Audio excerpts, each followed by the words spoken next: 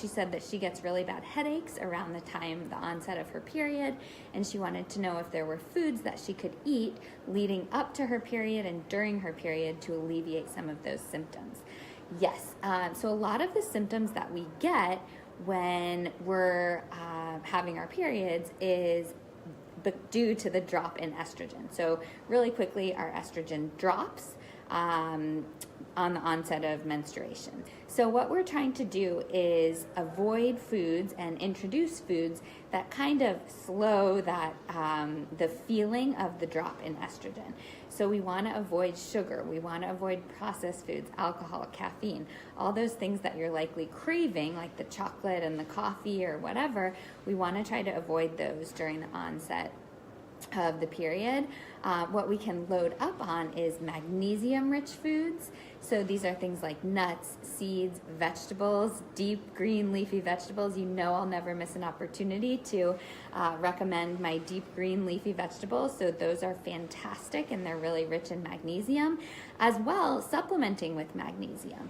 I take magnesium every single night. It helps with digestion. It helps with sleep.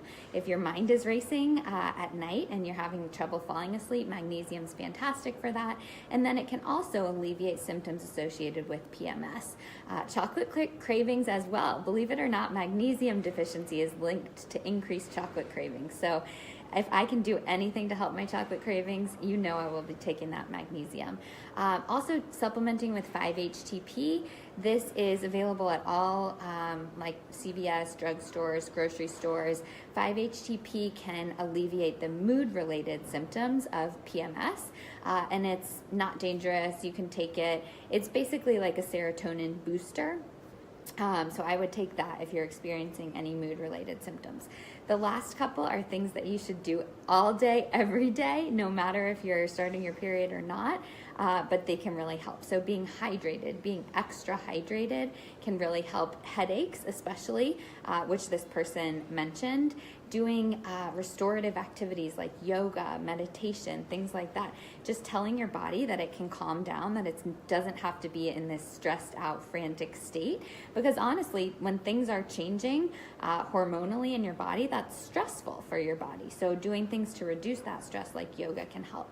And then adaptogenic herbs, so maca, ashwagandha, holy basil, these are all fantastic herbs. And what adaptogens do basically is normalize any kind of imbalanced value. So these adaptogens are specifically targeting hormones.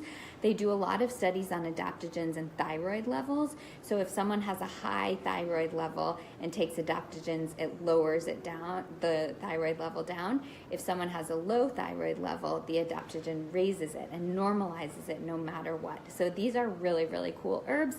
They've been used in Chinese medicine for a long time, and I would recommend, especially, I take holy basil all the time, not every day, but just kind of when I feel like I need it.